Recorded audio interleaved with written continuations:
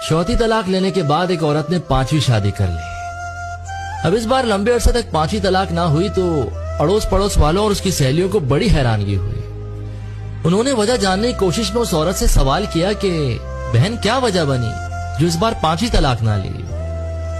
तो औरत बोली, मेरा पहला शौहर हर बात पर टोकता था, मेरा गुजारा नहीं हुआ तो मैंने तलाक लेकर दूसरी शादी कर ली। दूसरा शौहर टोकने के साथ साथ गालन गलोच भी करता था, उसके साथ भी गुजारा ना हुआ तो मैंने दूसरी तलाक लेकर तीसरी शादी कर ली।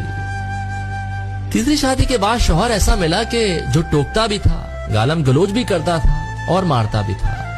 लिहाजा मैं तंग आ गई और तीसरी तलाक भी हो गई। लेकिन बहन मुझे चौथी शादी भी राज ना आई, क्योंकि चौथा शौहर टोकता भी था, गालम गलोच भी करता था, मारता भी था और घर से भी निकाल दिया करता था। मैंने उससे भी अपनी जान छुड़वाई और चौथी तलाक ले ली। अब घर वालों ने मेरी पांचवी शादी की है। ये शौहर टोकता भी है, गालम गलोच भी करता है, मारता भी है, कभी कभी गुस्से में घर से भी निकाल देता है और खाने को भी नहीं देता। लेकिन मैं इससे राजी हूं और अब तलाक नहीं लूंगी। सब हैरानों परेशान, दांतों में उंगलियां दबाए रह गए और एक साथ सबके मुंह से निकला, अब क्यों तलाक नहीं लोगी? तो औरत आंखों में आंसू लिए नम आंखों से बोली, पहले सब तजर्बों से मालूम हुआ कि हर बार पहले से ज्यादा जलालत और तकलीफ दे दुखी मिले हैं। अब इस बार इसी पर सब्र कर लिया है, कहीं ऐसा ना हो कि इस बार इससे भी बुरा शौहर मिल जाए।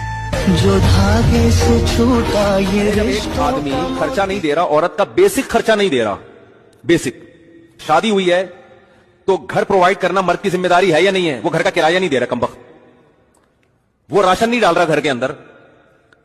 अब औरत को लोग मशवरा देने नहीं, जोड़ पैदा करने के लिए अखलाक से अपने आहिस्ता आहिस्ता लाइन पे आ जाएगा। तो भाई ठीक है, 6 महीने लाइन पे लाने के लिए आप उसको रखो, 6 महीने उसको तमीज से मोहब्बत से समझाओ, साले भी आके समझाएं भाई यार ख्याल करो, लावारिस नहीं है, इसके पीछे लोग हैं। उसके बाद फिर जब घी सीधी उंगली से नहीं निकल रहा तो कैसे निकालना है? बोलते क्यों नहीं, क्या हो गया? टेढ़ी उंगली से। ज्यादा मोहब्बत तमीज एक हद तक होती है बस ये, क्योंकि हर जगह अखलाक नहीं चलते, बस मोहब्बत से रहो। क्यों मोहब्बत से रहो? तमीज से जिंदगी गुजार रहे तो मोहब्बत से रहो, दफा वरना यहाँ से। शौहर के साथ ना रहे और मैके में पड़ी रहे और शौहर के साथ बदतमीजी भी करे और शौहर बच्चों का खर्चा भी देता हो, तो क्या शौहर सजा के तौर पे खर्चा रोक सकता है? जी, अगर बीवी अपने शौहर के साथ रहती नहीं है तो शौहर पर एक फिर बीवी तलाकशुदा का लड़की नाम का बयान, लाजिम नहीं है। वो कहती है कि मेरी और मेरे हस्बैंड के बीच थोड़ी अनबन और थोड़ी लड़ाई हो गई तो मैं गुस्से में अपने घर आ गई। तो मेरे रिश्तेदारों ने मुझे उकसाया, मेरे घर वालों ने मुझे उकसाया और फिर हम लोगों ने मिलकर जहेज का झूठा केस लगा दिया उसके ऊपर और फिर हमारी तलाक हो गई।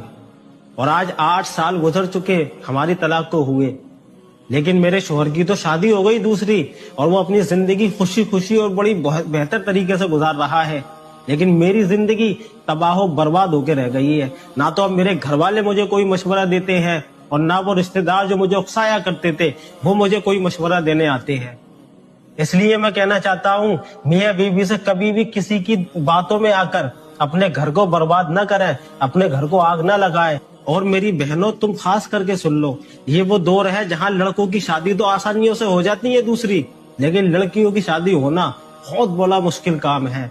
आज इस दौर में कोई भी तलाकशुदा लड़की से शादी करना नहीं चाहता। इसलिए कभी भी किसी की बातों में आकर अपने घर को बर्बाद न कर लेना, अपने घर को आग न लगा लेना। बाद में कोई पूछने वाला नहीं होता खाना ठीक से खाया या नहीं खाया। वो किसी ने कहा था ना, एक तलाकशुदा लड़की जब घर पर आती है तो उसके घर के कमरे का जो पंखा होता है उसके चलने का बिल भी घर वालों को बड़ा भारी पड़ता है। तो इसलिए हमेशा याद रखो, किसी की भी बातों में आकर अपने घर को आग न लगाओ और शौहर बीवी एक दूसरे से मोहब्बत करके अपनी जिंदगी को गुजारो और एक दूसरे से मोहब्बत करके अपनी जिंदगी को चलाते रहो।